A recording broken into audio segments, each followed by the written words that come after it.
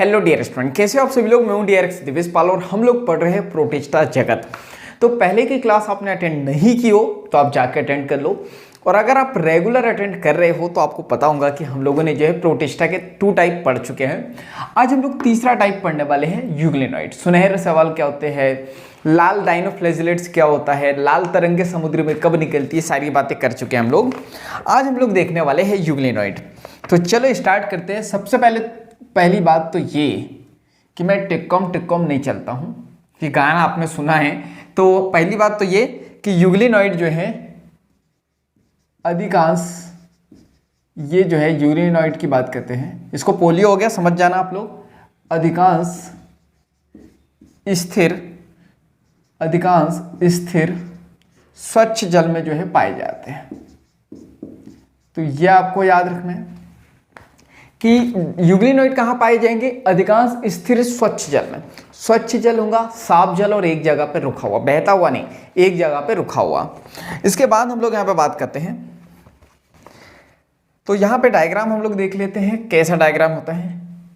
तो कुछ इस टाइप का डायग्राम होता है। सो 1 मिनट।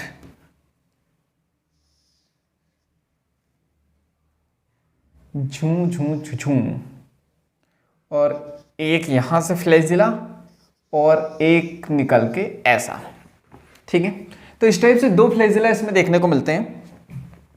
तो यहाँ पे इस फ्लैजिला को हम लोग लिखते हैं लॉन्ग फ्लैजिला। खाने वाली लॉन्ग नहीं, लंबाई में जो है ये लॉन्ग होता है, लंबा होता है, तो लॉन्ग फ्लैजिला। अच्छा, फ्लैजिला क्या होता है, इस चैप्टर में तो बहुत बार बता चुका हूँ मैं आपको। फ्लैजिला क्या होता है, कसाब, मूवमेंट के लिए, गति के लिए जो है फ्लैजिला यूज होता है, जिसको हिंदी में कसाब कहते हैं। इसके बाद ये जो होता है, ये होता है शॉर्ट फ्लैजिला, ठीक है, शॉर्ट फ्लैजिला। तो ये याद रखना है। इससे पहले भी जब हम लोगों ने क्या पढ़ा था, डाइनोफ्लैजिलेट्स, उसमें भी 2 फ्लैजिला देखे थे, याद रखना, इसमें भी 2 होते हैं। इसके बाद हम लोग यहाँ पे बात करते हैं। तो यहाँ पे जो इनकी कोशिका भित्ति है, कोशिका भित्ति की बात करें तो याद रखना है कि यहाँ पे जो कोशिका भित्ति होती है, कोशिका भित्ति होती ही नहीं है। मोस्ट इंपॉर्टेंट याद रखना है कि यहाँ पे यूग्लिनॉइड की बात करते हैं। तो यूग्लिनॉइड में जो है कोशिका भित्ति नहीं होती है। तो कोशिका भित्ति नहीं होती है तो क्या होता है, तो याद रखना, कोशिका भित्ति की जगह पे यहाँ पे पेलिकल होती है, ठीक है। क्या देखने को मिलेंगी, पेलिकल, पेलिकल। और ये याद रखना है, ये प्रोटीन युक्त होती है। प्रोटीन युक्त का मतलब क्या होता है कि ये जो पेलिकल है किससे मिलके बनी होंगी, ये प्रोटीन से मिलके बनी होंगी। इसके बाद हम लोग यहाँ पे बात करते हैं। तो यहाँ पे याद रखना है, ये प्रकाश की उपस्थिति में और प्रकाश की अनुपस्थिति में क्या करेगा और क्या नहीं करेगा। या तो प्रकाश उपस्थित रहेगा या तो नहीं रहेगा, ठीक है। तो ये याद रखना, जब मैंने बेसिक इंट्रोडक्शन पढ़ाया था तब यूग्लिनॉइड को मैंने बताया था कि ये मिश्रपोषी होते हैं। मिश्रपोषी का मतलब क्या, अगर प्रकाश उपस्थित रहा तो ये जो है प्रकाश संश्लेषण करेंगे, यानी कि अपना खाना स्वयं बनाएंगे, तो ये स्वपोषी हो जाएंगे, ठीक है। प्रकाश उपस्थित रहा तो क्या करेंगे, प्रकाश संश्लेषण, ठीक है। ये याद रखना, क्या करेंगे, प्रकाश संश्लेषण, तो स्वपोषी कहलाएंगे। और प्रकाश अनुपस्थित है तो ये क्या बन जाएंगे, ये बन जाएंगे परपोषी। परपोषी का मतलब क्या, ये खुद से खाना नहीं बनाएंगे, ये दूसरे पर आश्रित हो जाएंगे, क्लियर है, यानी दूसरे पर निर्भर हो जाएंगे, तो ये परपोषी हो जाएंगे। तो इसलिए ये मिश्रपोषी होते हैं। इसके बाद हम लोग बात करते हैं। तो ये एग्जाम्पल यहाँ पे लिया गया है, इसका एग्जाम्पल है यूग्लिना, नाम से ही समझ में आ जाएगा। एग्जाम्पल नहीं भूलने आपको, क्योंकि एग्जाम्पल से क्वेश्चन आते हैं, तो ये याद रखना। एग्जाम्पल क्या है, यूग्लिना। इसके बाद हम लोग यहाँ पे बात करते हैं। तो यहाँ पे जो वर्णक होंगे, वर्णक का मतलब क्या, कलर, ठीक है। यहाँ पे जो वर्णक होंगे वो उच्च पादपों में उपस्थित वर्णकों के समान होंगे। वर्णक यानी कलर के समान होंगे, ठीक है। चलो ये के समान होंगे, तो ये याद रखना है आपको, वेरी इंपॉर्टेंट, कि ये जो है प्लांट की तरह ही जो है बिहेव करते हैं यानी व्यवहार करते हैं, क्योंकि इसमें जो वर्णक है नहीं, वर्णक क्या कहते हैं, प्रकाश को एब्जॉर्ब करते हैं, अवशोषित करते हैं, तो तभी तो प्रकाश संश्लेषण होगा, तो उच्च पादप की तरह ही ये होते हैं। चलो तो यहाँ पे यूग्लिनाइट खत्म होता है यानी कि समाप्त होता है। नेक्स्ट देखते हैं हम लोग, तो 4 कौन सा है, ये पढ़ा चुका हूं मैं, बेसिक तो बता ही चुका था मैं कौन कौन से होते हैं। औपंक कवक, यानी इसको हम लोग यहां पे लिखते हैं औपंक कवक को स्लाइम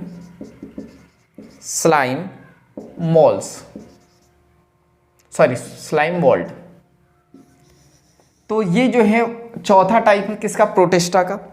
चलो तो ये हम लोग देखते हैं कहाँ कहाँ होगा ये, तो आपको ये याद रखना है, यहां पे ये देखने को मिलेंगे मृतपोषी, ये मृतपोषी प्रोटिस्टा होते हैं। मृतपोषी का मतलब क्या है, जो मरी हुई चीजें रहती है उससे ये भोजन लेते हैं। कैसे, तो ये जो है सड़ती हुई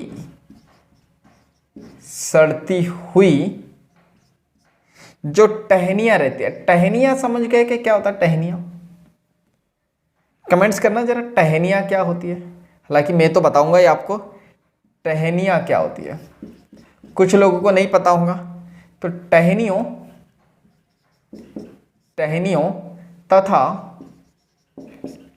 तथा ये पत्तों के साथ गति करती है, ठीक है।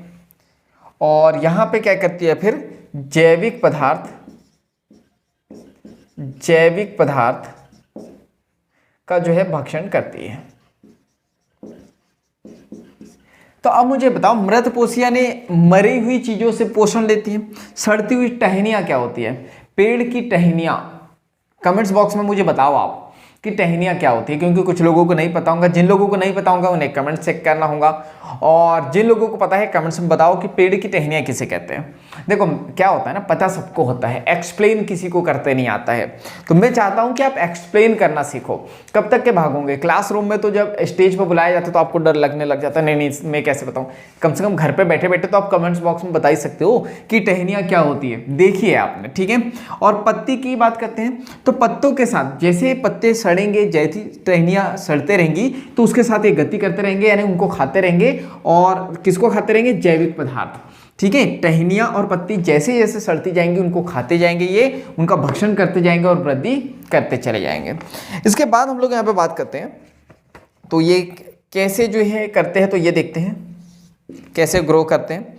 तो यहाँ पे ये जो है स्लाइम मोल्ड है, तो ये क्या करता है यहाँ पे, कैरियोकाइनेसिस यानी क्या होता है, कैरियोकाइनेसिस, साइटोकाइनेसिस, जो अब सेल डिवीजन मैंने पढ़ाया था तब मैं बता चुका हूं, तो याद रखना। अगर वो लेक्चर आपने नहीं देखे होंगे तो देखो, क्योंकि पूरी बायो का जो बेसिक है ना, सबसे पहले आपको सेल पढ़नी चाहिए और सेल डिवीजन पढ़ना चाहिए, तभी ये सारी चीजें समझ में आएंगी। लेकिन अब क्या है, जो 11th आप देखोगे तो पहली यूनिट ये है, तो अधिकतर लोग ये पढ़ते हैं पहली यूनिट। तो अगर आप ये पढ़ोगे तो कैरियोकाइनेसिस आ जाएगा आपको शब्द, सेल डिवीजन आ जाएगा, प्रोकैरियोटिक आएगा, यूकैरियोटिक आएंगे, इसके बारे में पता ही नहीं तो कैसे पढ़ोगे। तो सबसे पहले सेल बायोलॉजी पढ़नी पड़ती है। अच्छा मुझे ये बताओ, हमारा शरीर किससे मिलकर बना है, कोशिका से ना, तो सबसे पहले कोशिका ही पढ़नी पड़ेगी हमें। चलो, तो कैरियोकाइनेसिस का मतलब क्या होता है, केंद्रक विभाजन। तो ये सेल जो है इसमें केंद्रक विभाजन होगा। ये कब होगा केंद्रक विभाजन, ये होगा अनुकूल परिस्थिति में, यानी जब इसके अनुसार परिस्थिति रहेगी तब यहां पे ये डिवाइड करेगा। तो अनुकूल परिस्थितियों में ये क्या करता है, कैरियोकाइनेसिस। कैरियोकाइनेसिस यानी क्या होता है, केंद्रक का विभाजन, ठीक है। ये केंद्रक का विभाजन कर देगा, और जैसे ही केंद्रक का विभाजन करेगा तो यहां पे जो है बहुत सारे, यहां पे ये बन जाएंगे प्लाज्मोडियम। क्या बना देगा ये, प्लाज्मोडियम, ठीक है। प्लाज्मोडियम जो कई फीट लंबा होता है, तो ये याद रखना, ये कई फीट लंबा होता है। प्लाज्मोडियम बना दिया।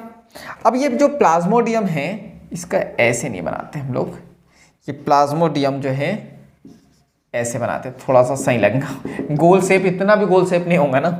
चलो तो हम लोग बात करते हैं, अब जब प्रतिकूल परिस्थिति आएंगी तो प्रतिकूल यानी जब इसके अनुसार परिस्थिति नहीं रहेंगी तो अनुकूल परिस्थितियों में ये क्या होगा, ये बिखर कर, ठीक है यहां से लिख रहा हूं, ये बिखर कर, 1 मिनट, इसको हो गया है पोलियो। तो ये जो है अनुकूल परिस्थितियों में बिखर कर, तो ये छोटे छोटे इसमें जो है बिखर जाएगा, ठीक है। ये अनुकूल परिस्थितियों में बिखर कर यहां पे बीजांड युक्त फलनकाय बनाते हैं, फलनकाय ये बनाते हैं। और ये इनका ये जो है परिक्षेपण, ये इनका जो परिक्षेपण होगा, इनका परिक्षेपण वायु के साथ होता है, वायु के साथ। अब इसका मतलब क्या है, पहले लिख लिए अंदर, सॉरी देखो टंग स्लिप हो जाती है, मैंने बोला मैं बहुत अच्छा एक्टर नहीं हूँ, तो एक्टिंग करनी पड़ती है ना, यहाँ पे मुझे फील करना पड़ता है कि आप क्लासरूम में बैठे हो, ये फील करना पड़ता है, ये एक्टिंग ही है, तो मैं बहुत अच्छा एक्टर नहीं हूँ तो फंबल हो जाता है, ठीक है। चलो तो हम लोग बात करते हैं, और एक तो बायोलॉजी की टर्मोलॉजी, तो फिर तो फंबल होना, मुझे शब्द याद नहीं आ रहे, फंबल होना लाजमी है, मतलब सबको होगा ही होगा। चलो तो हम लोग बात करते हैं क्या हुआ, देखो कैरियोकाइनेसिस हुई, अनुकूल परिस्थिति थी, आराम से इसने डिवाइड किया, प्लाज्मोडियम बना दिया कई फीट लंबा। अब क्या होगा, प्रतिकूल परिस्थिति आएंगी, विपरीत परिस्थिति आएंगी, इसके अनुसार परिस्थिति आएंगी तो क्या करेगा, बिखर जाएगा, टूट जाएगा। अधिकतर लोग विपरीत परिस्थिति में क्या होता है, बिखर जाते हैं, ये भी बिखर गया। तो ये क्या बनाते हैं, बीजांड युक्त फलनकाय, इसको क्या कहेंगे, फलनकाय। अब इनका जो परिक्षेपण वायु के साथ होता है, यानी ये वायु के साथ बिखर जाते हैं पूरे वातावरण में, क्लियर है। तो ये हो गया स्लाइम मोल्ड। चलो तो नेक्स्ट देखते हैं हम लोग, तो फिफ्थ, अब थर्ड देख चुके, फिफ्थ की बात करते हैं। तो फिफ्थ है प्रोटोजोआ, कौन सा है, प्रोटो, 1 मिनट, इसको हो गया है पोलियो, तो प्रोटोजोआ। तो प्रोटोजोआ की बात करें हम लोग तो ये याद रखना, ये होते हैं परपोषी, पहले भी बता चुका हूं हालांकि मैं, लेकिन मुझे पता है ना आप लोग आलसी हो, पहले अच्छे से नहीं देखते हो, इसलिए बार बार बताना पड़ता है। और मेरे लेक्चर में आपको एक चीज़ देखने को मिलेगी कि मैं बार बार रिवाइज कराता हूँ, ये सब इतने अच्छे से पढ़ाने के बाद भी एक बार रिवाइज कराता हूँ। पता है क्यों, क्योंकि repetition is the key of success. जितनी बार हम लोग रिपीट करेंगे, जितनी बार समझेंगे, उतनी तरीके से इजीली समझ में आएगा। देखो बहुत अच्छे से पढ़ना है तो क्या करना होगा, एक सीक्रेट बताता हूँ, एक बार मेरे साथ पढ़ो और इसको फिर एक और बार पढ़ो, फिर एक और बार पढ़ो। लगे तो आपको ऐसा लगता है कि नहीं मैं बार बार क्यों समय वेस्ट करूँ, तो एक बार ऐसे पढ़ो, एक बार स्पीड बढ़ा के देखो। इससे क्या होगा पता है आपको, जब फर्स्ट टाइम हम किसी टॉपिक को पढ़ते हैं ना, शायद वो थोड़ा थोड़ा समझ में आता है, सेकंड टाइम रिवाइज करते हो, देखो क्या होता है, मेरे से पढ़ोगे और फिर मुझसे पढ़ने के बाद रिवाइज करोगे, होगा क्या, अच्छे से समझ में आएगा ना। तो किसी टॉपिक को एक बार पढ़ते हैं हम लोग, दूसरी बार पढ़ते हैं, तीसरी बार पढ़ते तो इजीली समझ में आता है। किसी व्यक्ति से पहली बार मिलते हैं तो ठीक है जनरली मिल लेते हैं, दूसरी बार, तीसरी बार, चौथी बार, फिर एक क्या हो जाता है, बहुत ज़्यादा बॉन्डिंग हो जाती है, घनिष्ठता। पहले तो बात करते जी आप कैसे हो, फिर तो गले में आता है हाँ भाई बता कैसा है। तो इसलिए जो है बार बार रिवाइज करना बहुत जरूरी है। चलो तो परपोषी की बात करते हैं, तो परभक्षी और ये परजीवी दोनों होते हैं। परभक्षी परजीवी यानी जो और भी जीवों का भक्षण भी करेंगे, और परजीवी यानी कि और जीवों के शरीर के अंदर रह के भी ये पोषण करेंगे, तो उसको परजीवी कहते हैं। चलो नेक्स्ट देखते हैं हम लोग, तो ये जो है प्रोटोजोआ की बात करते हैं, तो यहाँ पे ये प्राणियों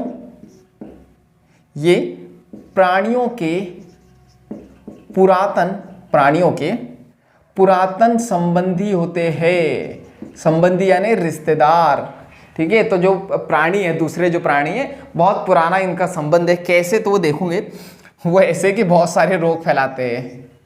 चलो तो हम लोग यहाँ पे बात करते हैं, एक प्रोटोजोआ के भी कुछ टाइप होते हैं, तो ये याद रखना प्रोटोजोआ के कौन कौन से टाइप होते हैं। तो फर्स्ट टाइप बात करते हैं, तो ये होता है अमीबीय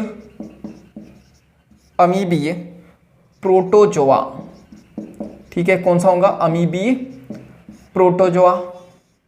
अब देखो सुनने में ये ऐसा लगेगा कि ये अमीबा है, तो इसलिए बहुत सारे लोगों को कंफ्यूजन भी हो जाता है। तो याद रखना अमीबी प्रोटोजोआ क्या है, ये प्रोटोजोआ का टाइप है, और प्रोटोजोआ क्या है, प्रोटिस्टा जगत का एक सदस्य है। इसके बाद हम लोग बात करते हैं तो सेकंड कसाभी प्रोटोजोआ, क्या कहते हैं इसको, कसाभी प्रोटोजोआ है ये। कसाब का मतलब क्या होता है, मुझे कमेंट्स बॉक्स में बताना जरा, ताकि मुझे पता तो चले कि आप लोग पढ़ भी रहे हो या नहीं पढ़ रहे हो, कि सिर्फ मैं ही मेहनत किए जा रहा हूं। देखो तो यहां पे हम बात करते हैं कसाभी प्रोटोजोआ। कसाभी का मतलब क्या होता है, कमेंट्स बॉक्स में आपको बताना है। तीसरा इसका मतलब भी आपको ये बताना है, पक्षमाभी प्रोटोजोआ क्या होता है, मतलब कि ये पक्षमाभी का मतलब क्या होता है, या आप मुझे कमेंट्स बॉक्स में बताओगे। तो ये तीसरा टाइप हो गया, और जो चौथा टाइप है, ठीक है, 4 टाइप है, तो जो चौथा टाइप है वो होता है स्पोरोजोआ, ठीक है। तो ये कमेंट्स बॉक्स में आपको बताना है क्या, 2 चीज, और अभी एक और क्वेश्चन दे रहा हूं। कसाब क्या होता है, फ्लैजिला क्या होता है, और इस टॉपिक का है पढ़ाऊंगा मैं कि मलेरिया किसकी वजह से होता है। बड़ा सिंपल सा टॉपिक है और बड़ा सिंपल सा क्वेश्चन है, तो इसका आंसर आपको पता होना चाहिए कि जो मलेरिया इतने दिनों से आप देखते हो वो किसकी वजह से होता है। चलो तो हम लोग फटाफट रिवाइज करते हैं, और ये चारों टाइप को हम लोग जो देखेंगे नेक्स्ट क्लास में देखेंगे। देखो तो यूग्लिनाइट देखा हम लोगों ने, यूग्लिनाइट क्या होता है, अधिकांश स्थिर स्वच्छ जल में पाए जाते हैं। स्वच्छ जल यानी क्लीन वाटर और एक जगह पे रुका हुआ। लॉन्ग फ्लैजिला होता है, शॉर्ट फ्लैजिला होता है, 2 फ्लैजिला होते हैं। कोशिका भित्ति की जगह क्या होता है, पेलिकल, इंपॉर्टेंट है याद रखना। प्रकाश होगा तो प्रकाश संश्लेषण करेंगे, और नहीं होगा तो परपोषी हो जाएंगे, यानी दूसरों से भोजन ले लेंगे। उदाहरण क्या है, यूग्लिना। वर्णक की बात करते हैं तो जो वर्णक है उच्च पादपों में उपस्थित वर्णकों के समान होता है, तो अच्छा ही प्रकाश संश्लेषण ये करेगा। वर्णक का काम क्या है, प्रकाश को अवशोषित करके प्रकाश संश्लेषण करना।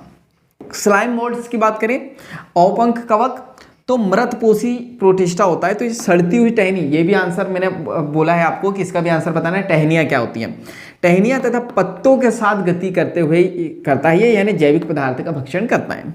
अनुकूल परिस्थिति रहेंगी, जब अनुकूल परिस्थिति रहेंगी तो ये क्या करेगा, कैरियोकाइनेसिस करेगा। और कैरियोकाइनेसिस का मतलब कहता है केंद्रक विभाजन। जब भी कोशिका विभाजित होंगी तो पहले केंद्रक का विभाजन होता है, बाद में कोशिका द्रव्य का। क्लियर है, सेल बायोलॉजी पढ़ोगे तब, सॉरी सेल डिवीजन जब पढ़ोगे तो समझ में आ जाएगा, और नहीं जिन लोगों ने पढ़ लिया होगा उन्हें तो आ ही गया होगा। चलो इसके बाद ये बना देगा प्लाज्मोडियम, जो कई फीट लंबा होता है। प्रतिकूल परिस्थिति में ये बिखर जाता है, बीजांड युक्त फलनकाय बनाते हैं, और इनका परिक्षेपण वायु के साथ होता है, ना वायु के साथ ये फैलते हैं। चलो इसके बाद प्रोटोजोआ की बात करते हैं। परपोषी होते हैं, ठीक है, तो ये परभक्षी भी होते हैं, परजीवी भी होते हैं, यानी जीवों का भक्षण भी करते हैं और जीव के शरीर के अंदर रह के भी जो है भोजन करते हैं। प्राणियों के पुराने संबंधी है, देखेंगे हम लोग। अमीबी प्रोटोजोआ एक होता है, दूसरा कसाबी प्रोटोजोआ। कसाब क्या होता है कमेंट्स बॉक्स में बताना है।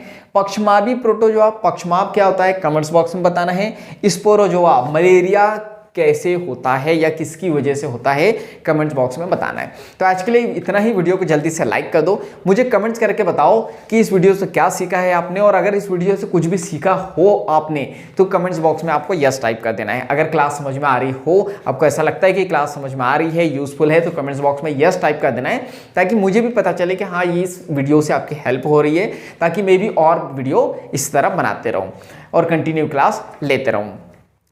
और क्या करना है, वीडियो को ज़्यादा से ज़्यादा शेयर कर देना है, क्योंकि जब हम दूसरों की हेल्प करते हैं तो ये नेचर हमारी हेल्प करता है।